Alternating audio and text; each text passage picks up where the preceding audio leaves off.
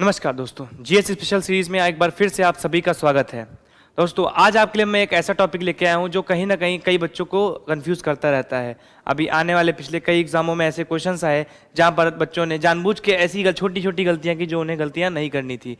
वो था जो ये वर्ड होता है फॉरेस्ट कवर। इन फॉरेस्ट कवर इसके बारे में डिस्कशन। दरअसल हमारे पास कई टर्म होते हैं, what is recorded forest area, what is forest cover, what is tree cover. तो आज हम इनके बारे में डिस्कस करेंगे कि very thin very dense forest क्या होते हैं, वेरी थिन फॉरेस्ट क्या होते हैं, ये सब चीजें क्या क्या होती हैं। तो सबसे पहले अगर हम बात करें फॉरेस्ट कवर की, तो फॉरेस्ट कवर क्या होता है बेटा? तो फॉरेस्ट कवर अगर हम बात करें United Nations Food and Agricultural Organisation की कह सकते हैं फॉरेस्ट रिसोर्स असेसमेंट रिपोर्ट के मुताबिक, तो एक ऐसा कोई भी एरिया जो 1 हेक्टेयर में 1 हेक्टेयर में फैला हो और उसमें कम से कम जो ट्रीज हैं वो 5 मीटर की हाइट को डिनोट कर रहे हो, साथ ही साथ जो उनकी डेंसिटी है वो 10% से ज्यादा हो। तो यहाँ पर 3 चीजें ध्यान रखिएगा।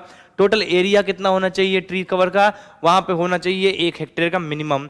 वहां पर जो ट्री डेंसिटी है वो कितनी होनी चाहिए? तो लगभग ट्री डेंसिटी 10% की होनी चाहिए। और वो जो वहां पे पेड़ है, जो ट्री है, वो कितनी हाइट तक मिनिमम जाना चाहिए? तो मिनिमम 5 मीटर की हाइट को वो कवर कर रहा हो। ऐसे एरिया को United Nations Food and Agriculture Organisation क्या मानता है? फॉरेस्ट कवर मानता है। ठीक है, अभी इसके आगे के टर्म्स के बारे में भी बात करेंगे। अब देखिए फॉरेस्ट भी कई तरह के होते हैं, जिसमें सबसे पहला होता है वेरी डेंस फॉरेस्ट।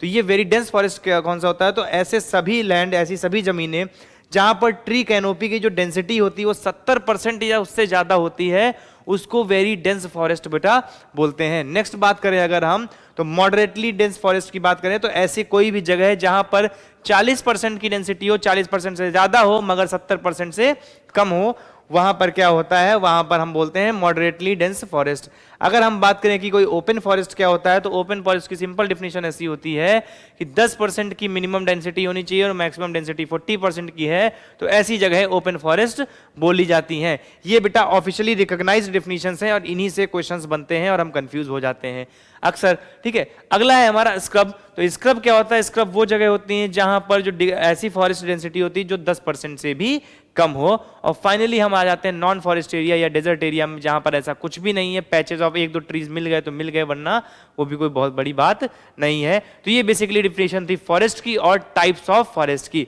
अब अगर हम बात करें बेटा, इसमें एक टर्म आता है रिकॉर्डेड फॉरेस्ट एरिया, और भी जैसे मैंने बताया था ना फॉरेस्ट रिसोर्स असेसमेंट की रिपोर्ट के हिसाब से, तो फॉरेस्ट रिसोर्स असेसमेंट के हिसाब से मैंने बताया कि क्या हो, 1 हेक्टेयर का एरिया हो, 10% की मिनिमम डेंसिटी होनी चाहिए और उसके बाद कम से कम 5 मीटर की हाइट का कैनोपी भी होना चाहिए। तो रिकॉर्डेड फॉरेस्ट एरिया क्या होता है? तो बेटा रिकॉर्डेड फॉरेस्ट एरिया वो एरिया होता है जो गवर्नमेंट रिकॉर्ड्स के अंतर्गत फॉरेस्ट के अंदर रजिस्टर्ड है। ठीक है, गवर्नमेंट लगातार कोशिश करती रहती है कि नए एरिया डिस्कवर करके रजिस्टर किए जाएं, लेकिन जो नहीं है उनको हम अभी तक फॉरेस्ट में नहीं मानते, लेकिन जो रिकॉर्डेड है उनको रिकॉर्डेड फॉरेस्ट एरिया के अंतर्गत रखा जाता है और वन विभाग का प्रॉपर निगरानी भी वहां पर रखी जाती है।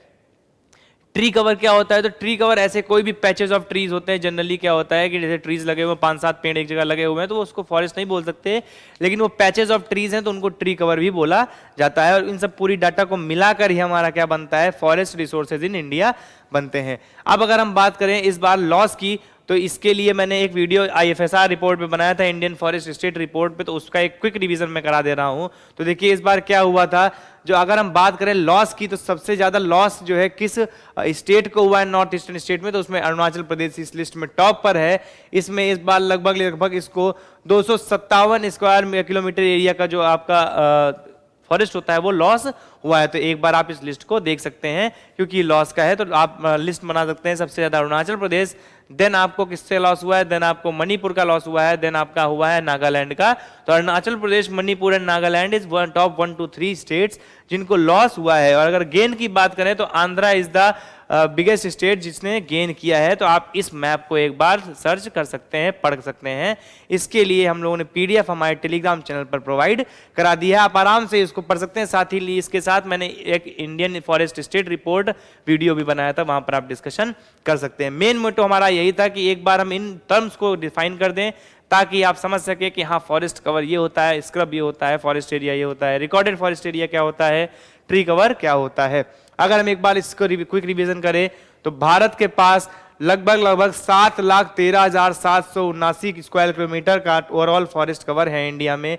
ठीक है, जिसमें 7,204 मिलियन टन का टोटल कार्बन स्टॉक है कंट्री का।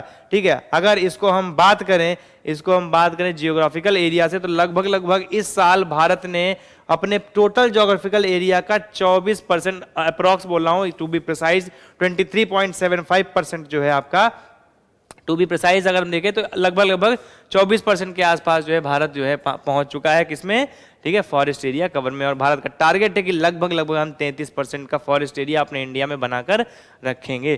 ठीक है, गेनिंग की बात करें तो सबसे ज्यादा गेन किसने किया है, तो सबसे ज्यादा गेन आपके आंध्र प्रदेश ने किया है, नेक्स्ट आपका तेलंगाना ने गेन किया है, और उसके बाद नेक्स्ट आपका उड़ीसा ने स्टेट वाइज गेन किया है। और लूज करने की बात मैंने बताई थी बेटा, तो अरुणाचल प्रदेश ने सबसे ज्यादा लूज किया था, फिर मणिपुर ने लूज किया था, फिर नागालैंड ने यूज किया था। अब कंसर्न्स क्या थे इस बार की रिपोर्ट के, तो कंसर्न्स ये थे कि 1582 स्क्वायर किलोमीटर का जो फॉरेस्ट है वो डिक्लाइन हुआ था, ये एक समस्या है सोचने वाली। और इसमें से सबसे बड़ा सोचने की बात ये है कि जो नॉर्थ ईस्ट, जिनको हब बोला जाता है, जिनको लंग्स ऑफ द कंट्री भी एक तरह से हम बोल सकते हैं, वहां पर 1020 स्क्वायर किलोमीटर का डिक्लाइन एरिया में हुआ है।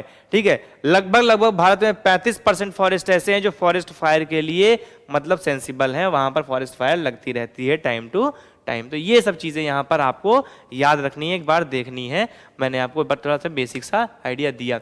अब इंडिया ने एक और खास काम किया है, तो इंडिया ने खास काम ये किया है कि जो अपना फॉरेस्ट और ट्री कवर टोटल एरिया है उसको 15,000 स्क्वायर किलोमीटर का पिछले 6 सालों में बढ़ा लिया है। ये भी एक अचीवमेंट है, नो डाउट। लेकिन डिक्लाइन कहाँ हुआ है, नॉर्थ ईस्टर्न स्टेट्स में डिक्लाइन हुआ है, वो एक चिंता का विषय होना भी चाहिए। लेकिन अगर ओवरऑल हम देखें तो इंडिया ने क्या किया है, इंडिया ने लगभग 15,000 स्क्वायर किलोमीटर का फॉरेस्ट और ट्री कवर, देखिएगा यहां मेंशन कर रहा है मैंने, forest and tree cover. Forest की मैंने बात की थी, तो फॉरेस्ट का मैंने बताया था मिनिमम 1 हेक्टेयर एरिया होना चाहिए, 10% डेंसिटी और एंड ऑल दैट।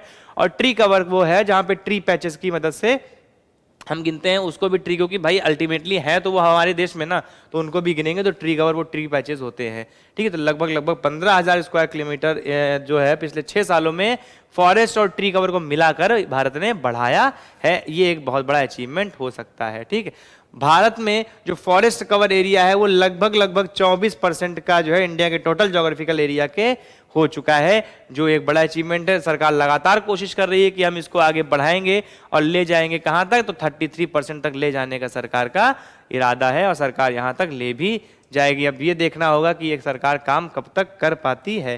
तो दोस्तों ये सब चीज़ें भी हमको यहाँ पर ध्यान रखनी चाहिए, ठीक है, क्योंकि ये अल्टीमेटली हमारे कंट्री में हो रही हैं, ये सब चीज़ें हमें पता होना चाहिए। ठीक है, चलिए आगे बढ़ते हैं, देखते हैं अगला इसमें हमारा क्या है। तो अगला अगर हम देखें तो इंडिया जो है वो लैंड टू लाइफ, यानी कि जो है जमीन में जान ला रही। एग्जाम्पल के लिए ऐसे कई क्षेत्रों में सरकार या वहाँ की कम्युनिटीज़ ने स्पेशल प्रयास किए हैं जिनकी मदद से वहाँ की ज़मीन जो बंजर थी उसको जो है उपजाऊ बनाया है। वहाँ के जो बंजर खेती जगह थी जहाँ पर कुछ भी उगने के आसार नहीं थे, वहाँ पर क्या किया है, पेड़ों को उगाया है।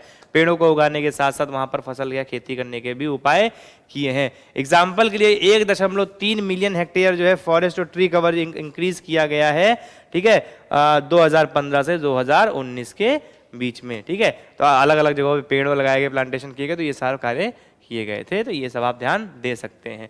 बेटा ये डाटा थी आज आपके लिए फॉरेस्ट कवर और ट्री कवर के ऊपर। उम्मीद करता हूँ वीडियो आपको अच्छा लगा होगा। इसमें कुछ अगर अच्छा लगा तो प्लीज़ कमेंट में बताएं, इसको लाइक करें, शेयर करें अपने दोस्तों के साथ, चैनल को सब्सक्राइब करें। इसकी PDF हमारे टेलीग्राम चैनल पर मिल जाएगी, वहाँ से आप एक्सेस कर सकते हैं। नेक्स्ट ये वीडियो आपको आज शाम तक, ये वीडियो के साथ साथ अगले बार हम आपके लिए और भी नए वीडियोस लाएंगे। इसमें हमारा जो सबसे इंपॉर्टेंट टॉपिक होगा वो इंडिया का जो सप्लाइंग ग्रुप है आपका, न्यूक्लियर सप्लायर ग्रुप से, उसमें इंक्लूजन के लिए जो बात चल रहा है उस पर हम डिस्कशन जरूर करेंगे। मोस्ट प्रोबेबली इस वीक के एंड तक वो वीडियो भी आ जाएगा। ठीक है, तो आज के लिए इतना ही। कल हम फिर मिलेंगे हमारे डेली करंट अफेयर्स क्लास में, तो उसको देखना ना भूलिए। तब तक के लिए नमस्कार, thank you, have a nice day.